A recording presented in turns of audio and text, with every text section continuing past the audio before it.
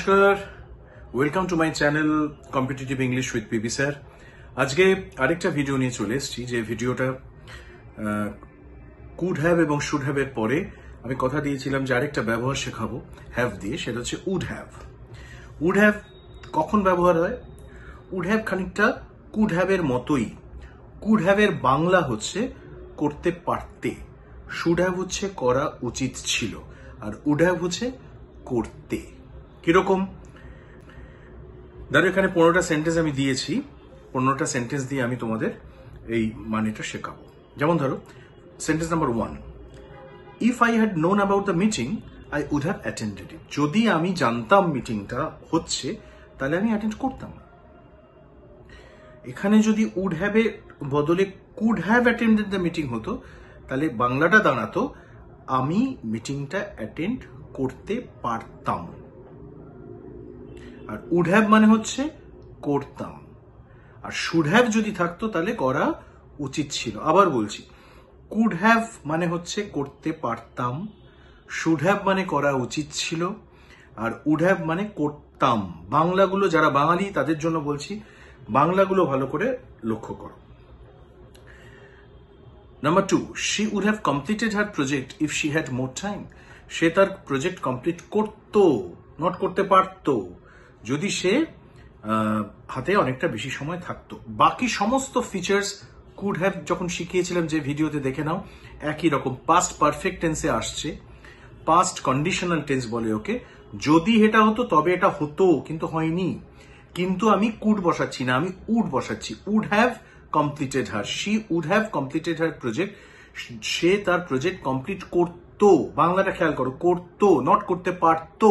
যদি করতে পারতো হতো তাহলে হতো শি কুড হ্যাভ কমপ্লিটেড, আর তার করা উচিত ছিল প্রজেক্ট তাহলে হতো শি শুড হ্যাভ কমপ্লিটেড। ঠিক আছে, this is the difference between this three phrases. Number 3, they would have come to the party if they were invited. তারা যদি ইনভাইটেড হতো, নিমন্ত্রিত হতো, তাহলে তারা পার্টিতে আসতো। আসতো মানে would have come. Next, I would have called you. আমি তোমাকে ডাকতাম, but I lost my phone. কিন্তু আমার ফোন হারিয়ে গেছিল। আমি তোমাকে ডাকতাম, ডাকতে পারতাম যদি হলো I could have হতো। মানের খানিকটা টুইস্ট আছে, মানের খানিকটা চেঞ্জ আছে। ডাকতাম আর ডাকতে পারতামের মধ্যে সেন্সের পার্থক্য আছে। কুড হ্যাভ এর বদলে আমি উড হ্যাভ বসাতেই পারি, কিন্তু উড হ্যাভটা intensity of the sentence is little bit lesser. Could have মানে করতে পারতাম, আর উড হ্যাভ মানে করতাম। Okay, next 5 number, I would have studied harder if he knew, he would have studied harder if he knew the exam was difficult. সে যদি জানতো যে পরীক্ষাটা এত কঠিন তাহলে সে আরো বেশি চেষ্টা করতো, নট করতে পারতো, করতো। করতে পারতো হলে কি হতো? Could have. Okay, 6 number, the team would have won the match if they had played better. Team যদি একটু ভালো খেলতো তারা ম্যাচটা জিততে পারতো। ভালো করে খেয়াল করে দেখো, যারা সামনে ক্লার্কশিপ দিচ্ছ, যারা মিসলেনিয়াস পরীক্ষায় বসেছো বা দেবে ডব্লিউবিসিএস পরীক্ষা, তোমাদের মেইনসে কিন্তু ট্রান্সলেশন আছে, English to Bengali, Bengali to English. WBCS এবং ক্লার্কশিপের স্ট্যান্ডার্ড কিন্তু বেশ হাই। ডব্লিউবিসিএস তো বেশ হাই, আর ক্লার্কশিপের স্ট্যান্ডার্ডও কিন্তু খুব খারাপ নয়। যে সমস্ত জায়গায় এরকম বাক্য থাকবে যে এটা করতাম যদি এটা হতো, এটা হতো যদি এটা হতো, হতো যদি থাকতো উড হ্যাভ হতো। ম্যাচটা জিততাম বা ম্যাচটা জিততে পারতো যদি এটা হতো, পারতো হলে কুড হ্যাভ, ম্যাচটা জিততো তাহলে would have.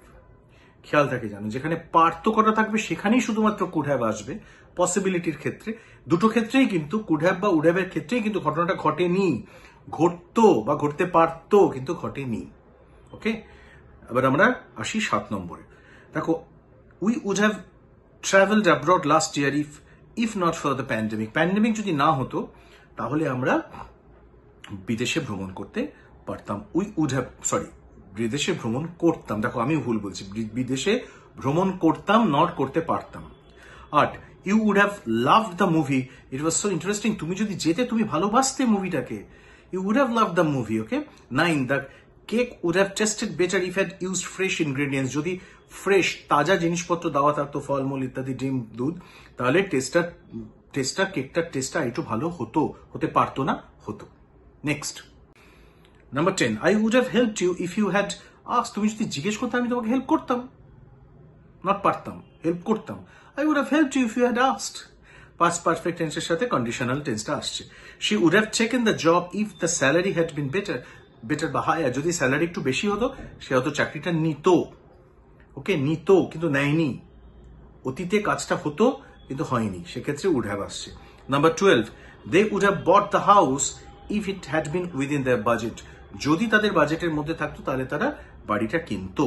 13, he would have apologised if he knew he hurt your feelings. সে হয়তো তোমাকে ক্ষমা চাইতো সে যদি জানতো যে সে তোমার অনুভূতিকে, আবেগকে আঘাত করেছে। Number 14, the event would have been cancelled if it had rain. যদি বৃষ্টি হতো ইভেন্ট ক্যান্সেল হয়ে যেত। The event would have been cancelled, okay, would have been মানে হতো, ক্যান্সেলড। লাস্ট সেন্টেন্স আজকের উদাহরণে, we would have had more fun if we had stayed longer. আমরা যদি বেশি সময় থাকতাম আর আমরা আরো একটু আনন্দ করতাম। তাহলে করতে পারতাম যদি হতো সেন্টেন্সটা, তাহলে কি দাঁড়াতো? We could have had more fun if we had stayed longer. আমি আশা করছি জিনিসটা ডিফারেন্সটা বোঝাতে পারছি যে কুড হ্যাভ কোথায় ব্যবহার হয়, উড হ্যাভ কোথায় ব্যবহার হয়, আর শুড হ্যাভ কোথায় ব্যবহার হয়। তিনটে ভিডিওর মাধ্যমে আমি চেষ্টা করলাম, ছোট ছোট ভিডিওর মাধ্যমে, যে তোমাদের এই তিনটে জায়গা বুঝিয়ে দেওয়ার, যে কোথায় আমরা কুড হ্যাভ ব্যবহার করব, কোথায় শুড হ্যাভ ব্যবহার করব, কোথায় উড হ্যাভ ব্যবহার করব। কোন রকম যদি কনফিউশন থাকে মনের মধ্যে যে স্যার এই জায়গাটা সেন্টেন্সটা আমি বুঝতে পারছি না, বা কোনো Bangla translation Bengali to English যদি করতে না পারো, I am there for you.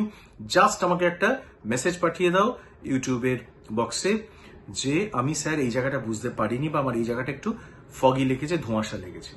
যারা মিনিমাম সেন্স আছে পড়াশোনা করবা, যারা মিনিমাম ইংরেজি জানো, তারা কিন্তু ডিফারেন্সটা বুঝতে পারছো। সামনে ক্লার্কশিপ পরীক্ষা আছে, আমি জানি তোমাদের রেলের পরীক্ষা আছে। বেঙ্গলি টু ইংলিশ ফাইনালে বা মেন্সের পরীক্ষায় কিন্তু একটা অপরিহার্য, ডিসপেন্সেবল একটা পার্ট ইনভেরিয়েবলি আসবে, এবং তোমাদের ট্রান্সলেশন করতে শিখতে হবে।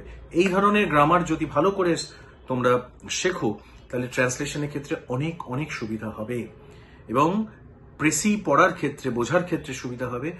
এসে, লেটার, প্যারাগ্রাফ, রিপোর্ট লেখার ক্ষেত্রে তোমরা অনেক বেশি ফ্রিডম পাবে। Because you need to have a fair command over English language if you really want to crack this kind of examination that will give you empowerment for the rest of your life.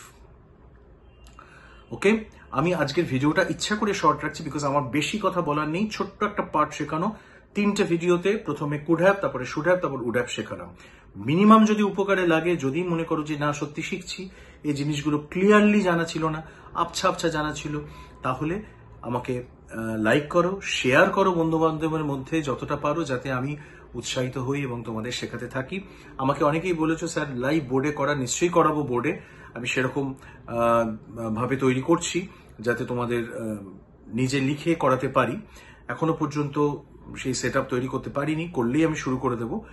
তবে আমি যেটা শেখাচ্ছি, আমি যেটা লিখে শেখাতাম, জিনিস দুটো একই হতো। হয়তো বোর্ডে আমাকে লিখতে হতো, এখানে আমি তোমাদের ফটোগ্রাফ আপলোড করে দিচ্ছি এবং সেই সেন্টেন্সটা তোমাদের সামনে চলে আসছে। তোমরা পজ করে টুকে নাও এবং সমস্ত সেন্টেন্সগুলোকে মুখস্থ করো, এবং যখনই এরপরে কোনো সেন্টেন্স করতে পারতাম বা করা উচিত ছিল বা করতে বোঝাবে, অর্থাৎ পাস্টে কোনো একটা কাজ হওয়া উচিত ছিল, হয়নি, হতে পারতো, হয়নি, হতো কিন্তু হয়নি, তিনটে ব্যবহার করো এবং সেন্টেন্সটাকে আরো জোরদার করো, নিজের ইংলিশকে মজবুত করো, সামনের দিকে লক্ষ্য রেখে এগিয়ে যাও।